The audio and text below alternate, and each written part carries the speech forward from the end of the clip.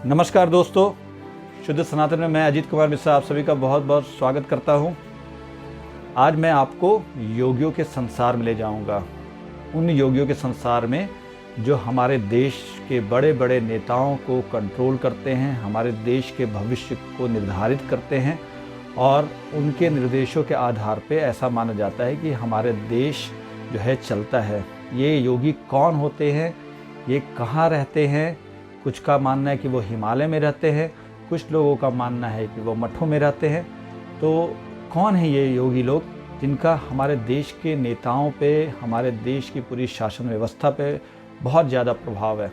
ये बात मैं इसलिए कह रहा हूँ कि अभी खबर आई है कि नेशनल स्टॉक एक्सचेंज, जिसे NSE भी कहा जाता है, उसकी जो एक्स CEO थी चित्रा रामकृष्ण, उनके बारे में माना जा रहा है या उनके बारे में ये जांच की जा रही है कि वो किसी एक योगी के प्रभाव में थी और वो योगी हिमालय में रहने वाले थे और उन योगी के द्वारा भेजे गए ईमेल्स के ज़रिए वो निर्देश प्राप्त करती थी और शेयर मार्केट से संबंधित बहुत सारी गुप्त सूचनाएं भी उन्होंने उस योगी को अपने ईमेल के ज़रिए भेजी थी।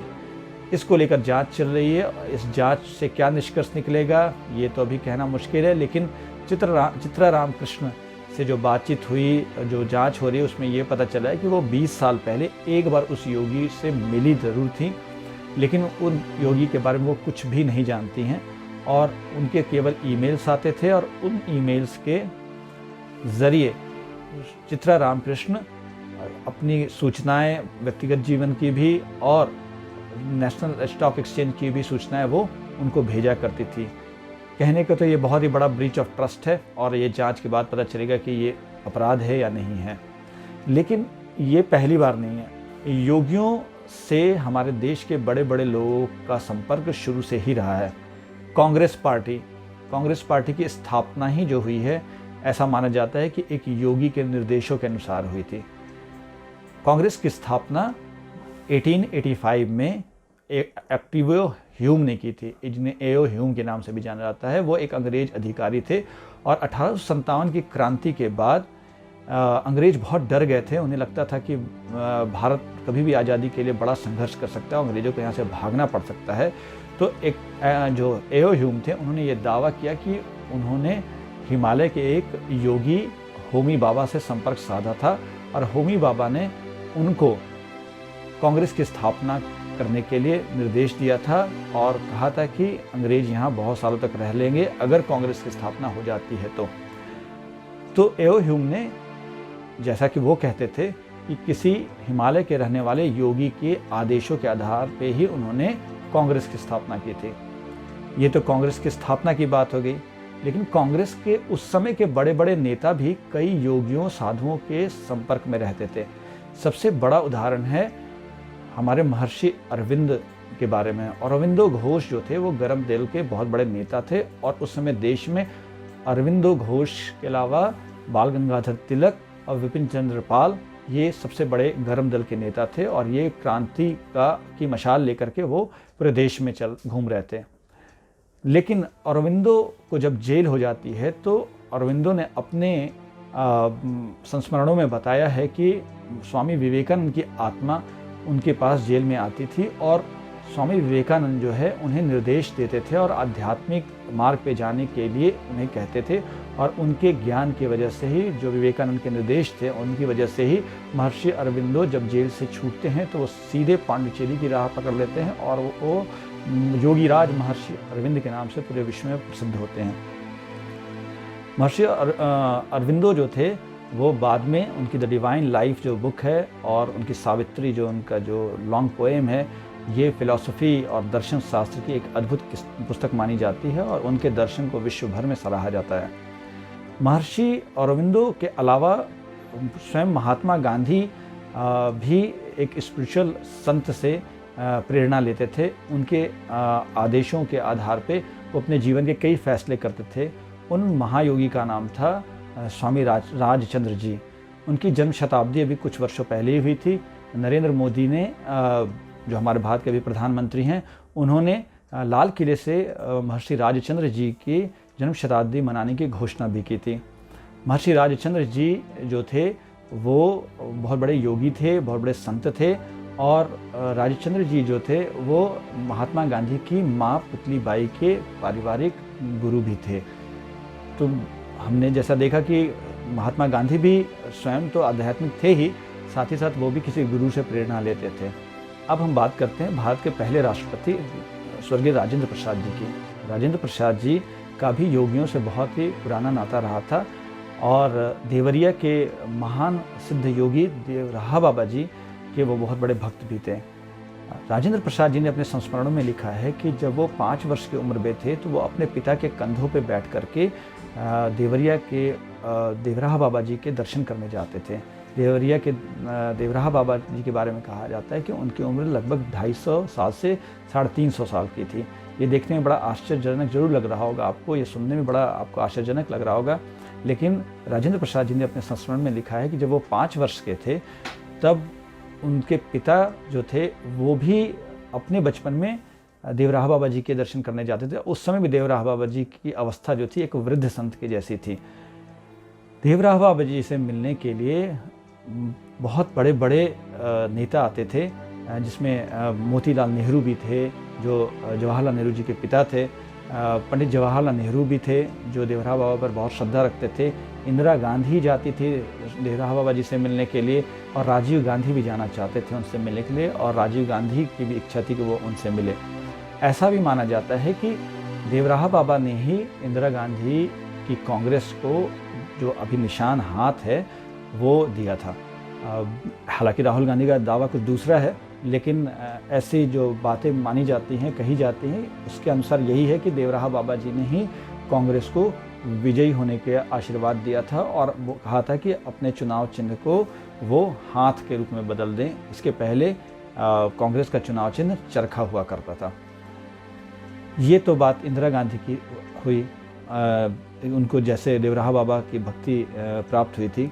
अब बात करते हैं पंडित जवाहरलाल नेहरू की, जो इंदिरा गांधी के पिता भी थे और भारत के पहले प्रधानमंत्री भी थे। वैसे तो जवाहरलाल नेहरू बहुत ही आधुनिक विचारधारा के थे और वो ऐसे आडंबरों पे, ऐसी बातों पर विश्वास नहीं करते थे, लेकिन जब इंदिरा गांधी के बेटे यानी उनके नाती राजीव गांधी का जन्म हुआ तो उन्होंने गोविंद वल्लभ पंत, जो कि खुद भी बहुत बड़े स्वतंत्रता सेनानी थे और उत्तर प्रदेश के पहले मुख्यमंत्री भी बने, उनको चिट्ठी लिखी थी और उस चिट्ठी में उन्होंने राजीव गांधी की जन्मपत्री बनवाने के लिए किसी बड़े पंडित से बात करने की गुजारिश की थी और कहा था कि इसके भविष्य के बारे में हमें बताइए। इसके अलावा जब भारत पर चीन ने आक्रमण किया था तो ऐसा कहा जाता है कि पंडित जवाहरलाल नेहरू ने दतिया के पीताम्बरी पीठ के जो महान संत दतिया महाराज जी थे उनको चिट्ठी लिखी थी और चीन के भारत पर हमले को लेकर के बहुत चिंता जाहिर करते हुए प्रार्थना करने की गुजारिश की थी। तो दतिया महाराज जी ने उन्हें यह आश्वासन दिया था कि चीन जो है अब युद्ध टालेगा और वापस लौट जाएगा। ऐसा हुआ भी। जवाहरलाल नेहरू भले ही सामने खुल करके अपनी धार्मिक मान्यताओं को प्रदर्शित नहीं करते थे, लेकिन इंदिरा गांधी उनकी बेटी जो थी वो अपनी धार्मिक मान्यताओं को पूरे खुले तौर पे प्रदर्शित करती थी। जैसे इंदिरा गांधी जो थी वो आनंदमयी माँ जो थी, बंगाल की बहुत महान संत थी, उनकी बहुत बड़ी भक्त थी और आप YouTube पे ऐसे वीडियोस भी देख सकते हैं जिसमें इंदिरा गांधी आनंदमयी माँ के चरणों के पास बैठी हुई हैं और साथ में मेनका गांधी भी हैं और वरुण गांधी भी जो छोटे थे उस समय वो भी बैठे हुए हैं और ज़मीन में बैठ करके इंदिरा गांधी उनके प्रवचनों को सुन रही हैं। ऐसा भी कहा जाता है कि आनंदमयी माँ ने ही इंदिरा गांधी को एक रुद्राक्ष की माला दी थी और कहा था कि इसे कभी भी मत उतारना। तो जब इंदिरा गांधी की हत्या हुई थी उसके पहले रुद्राक्ष की माला टूट गई थी और उस माला को उन्होंने बनवाने के लिए दिया था। इसी बीच उनकी हत्या हो जाती है। इसके अलावा एक बार इंदिरा गांधी के ऊपर पत्थर भी चला था, उस समय भी उनके गले में वो रुद्राक्ष की माला नहीं थी। आनंदमयी माँ के प्रति तो उनकी भक्ति थी ही, साथ ही साथ वो देवराहा बाबा की भी बहुत बड़ी भक्ति थी। जैसा मैंने आपको बताया कि कांग्रेस का जो चुनाव चिन्ह हाथ है वो देवराहा बाबा का ही दिया हुआ है। इसके अलावा भी इंदिरा गांधी एक विवादित योगी धीरेन्द्र ब्रह्मचारी के प्रभाव में थी और जो सूत्रों की माने या लोगों की माने तो धीरेन्द्र ब्रह्मचारी का इंदिरा गांधी पर ऐसा प्रभाव था कि पूरे के पूरे जो कैबिनेट थी इंदिरा गांधी की, उसमें कौन मंत्री बनेगा और कौन मंत्री नहीं बनेगा, ये सब कुछ डिसाइड सिर्फ धीरेन्द्र ब्रह्मचारी ही करते थे। धीरेन्द्र ब्रह्मचारी बिहार के दरभंगा के रहने वाले थे और बड़े ही विवादित योगी थे और उनको भारत का राष्ट्रपुटीन कहा जाता है। आप पूछेंगे राष्ट्रपुटीन कौन है, तो राष्ट्रपुटीन जो था वो रूस का एक बहुत बड़ा तांत्रिक था जिसने रूस के जो जार शासक थे उनको और उनके पूरे परिवार को अपने कब्जे में कर लिया था अपनी जादुई शक्तियों के बल पे। ऐसी कहानी है कि रूस के जो राज परिवार थे उनके यहाँ एक जेनेटिक बीमारी थी जिसे हीमोफीलिया कहा जाता है। हीमोफीलिया में क्या होता है कि अगर हमारे बॉडी में कोई भी कट लग जाता है, खून बहने लगता है, तो उस खून को रोका नहीं जा सकता है और उस वजह से अधिक खून बहने से किसी की भी मौत हो जाती है। यूरोप के बहुत सारे राज परिवारों में हीमोफीलिया की बीमारी पाई जाती रही है। तो कथा ये है कि एक बार किसी फंक्शन में रूस के जो राजा थे उनके बेटे को चोट लग गई और उसका खून बहने लगा। अब सभी लोग, इकलौता बेटा, सभी लोग चिंतित हो गए, रोने लगे। तो उस समय राष्ट्रपुटीन ने अपनी जादुई शक्ति से उस खून को बहने से रोक लिया और इस प्रभाव की वजह से राष्ट्रपुटीन के सभी भक्त हो गए और राष्ट्रपुटीन पूरे रूस की राजनीति को अपने जादुई शक्तियों के बल पर चलाने लगा। तो धीरेन्द्र ब्रह्मचारी के बारे में भी ऐसा ही कहा जाता है कि वो जो थे उनकी जादुई शक्तियों के प्रभाव में इंदिरा गांधी बहुत ज़्यादा थी और सारे जो कैबिनेट थे या मंत्रिमंडल थे उसके मंत्रियों की नियुक्ति स्वयं धीरेन्द्र ब्रह्मचारी के प्रभाव से होती थी। इस कथा में या इस बातों में कितनी सच्चाई है इसको किसी भी तरीके से प्रमाणित किया नहीं जा सकता, पर ये बहुत सारी बातें सत्ता के गलियारों में हमेशा चलती रहती है और बहुत लोगों ने इसके बारे में लिखा भी है अपने संस्मरणों में कि धीरेन्द्र ब्रह्मचारी कितने पावरफुल थे। धीरेन्द्र ब्रह्मचारी के बारे में कहा जाता है कि वो इंदिरा गांधी जी को योग सिखाते थे, लेकिन योग के साथ साथ उनके पास बहुत सारी तांत्रिक शक्तियों के होने का भी दावा किया जाता है। वैसे तो राजीव गांधी बहुत ही आधुनिक सोच के व्यक्ति थे और वो इस तरीके के अंधविश्वासों में विश्वास नहीं करते थे और उन्हें ये सारी चीज़ें अंधविश्वास ही लगती थी। वो कंप्यूटर क्रांति लाने वाले थे, बहुत ही आधुनिक सोच के व्यक्ति थे, विदेशों में पढ़ाई की थी। लेकिन ऐसा माना जाता है कि राजीव गांधी और उनका पूरा परिवार कांची कामकोटि के शंकराचार्य चंद्रशेखरेंद्र सरस्वती जी के भक्त थे और चंद्रशेखर सरस्वती जी बहुत बड़े योगी थे, बहुत बड़े संत भी थे। सत्ता के गलियारों में एक बात आती है कि जब राजीव गांधी प्रधानमंत्री के पद से हट गए थे और दोबारा चुनाव होने वाले थे तो राजीव गांधी उत्तर भारत में दौरा कर रहे थे। उसी समय कांची कामकोटि के शंकराचार्य जी ने उनको एक टेलीग्राम भेजा उनके ऑफिस में। उस टेलीग्राम में यही लिखा हुआ था कि मई के महीने में राजीव गांधी के जीवन में बहुत बड़ा संकट है और उनकी ग्रहों की दशाएं ठीक नहीं हैं, इसलिए वो कांची कामकोटि आएँ और यहाँ आकर पूजा पाठ करें ताकि उनके ग्रहों की शांति करवाई जा सके। लेकिन ये टेलीग्राम राजीव गांधी तक पहुंच नहीं पाया, ऐसा कहा जाता है। बाद में एक नेशनल न्यूज़पेपर ने इस खबर को राजीव गांधी की हत्या होने के बाद छापी भी थी। इसके अलावा टी.एन. शेषन जो भारत के बहुत ही फेमस और बहुत ही ऑनेस्ट माने जाने वालों में एक अधिकारी रहे हैं, जो भारत के मुख्य चुनाव आयुक्त भी बने। उन्होंने भी रिटायरमेंट के बाद एक अखबार आनंद विकटन में अपने संस्मरण को लिखते हुए लिखा है कि उन्हें भी कांची कामकोटि के शंकराचार्य जी की ये चेतावनी के बारे में पता था, लेकिन राजीव गांधी ने कहा कि मैं ऐसी भविष्यवाणियों पर यकीन नहीं करता हूं और उन्होंने इस बात को मजाक में टाल दिया। इसके बाद राजीव गांधी की हत्या हो जाती है मई के महीने में 21 मई को, और इसके बाद का इतिहास हम सभी को मालूम है। तो राजीव गांधी कांची कामकोटि के शंकराचार्य जी को मानते बहुत थे, लेकिन उन्होंने इस भविष्यवाणी को अंधविश्वास करके टाल दिया, ऐसा सत्ता के गलियारों में लोगों का कहना है। इसके अलावा पी.वी. नरसिम्हा राव जो भारत के प्रधानमंत्री बने, उनके ऊपर ये आरोप लगता रहा कि वो एक तांत्रिक चंद्रा स्वामी के प्रभाव में बहुत ज़्यादा रहे थे।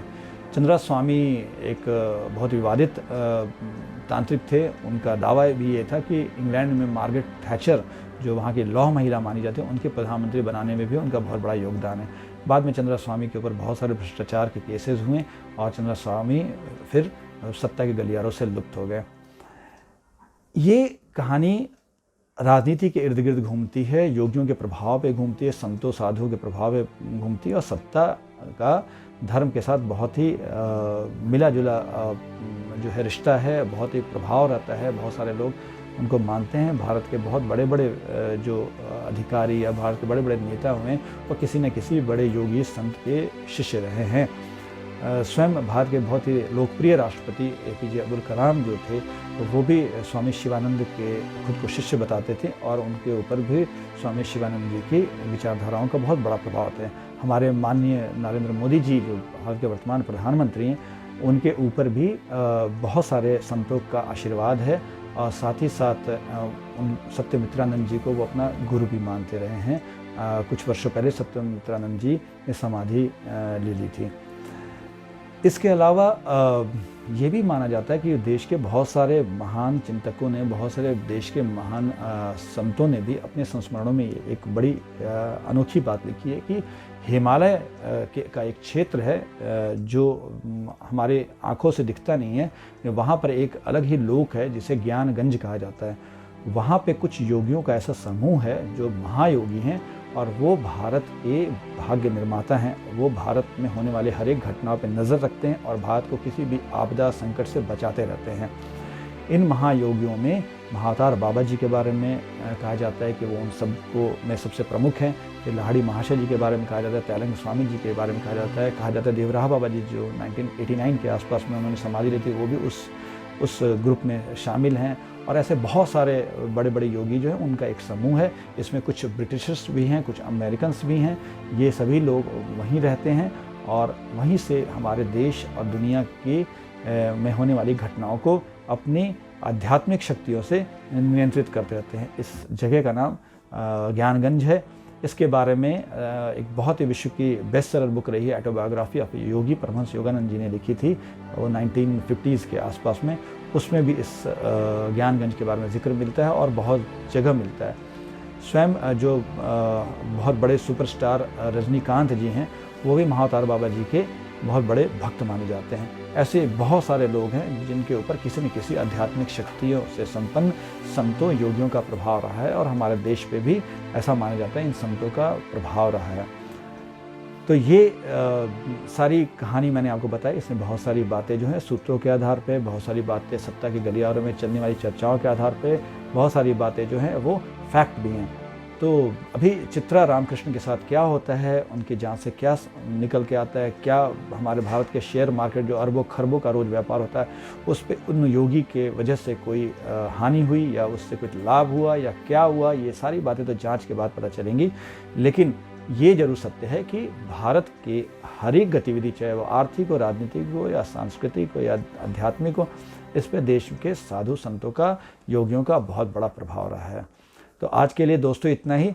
मैं जल्दी नए वीडियो के साथ आऊँगा। अगर आपको मेरा वीडियो पसंद आता है तो आप इसे लाइक कर सकते हैं, चैनल को सब्सक्राइब कर सकते हैं और आप हमसे जुड़ने के लिए हमारे वेबसाइट www.shuddhsanatan.org से भी जुड़ सकते हैं। तब तक के लिए आप सभी को मेरा बहुत बहुत नमस्कार। मैं आपसे जल्दी मिलूँगा।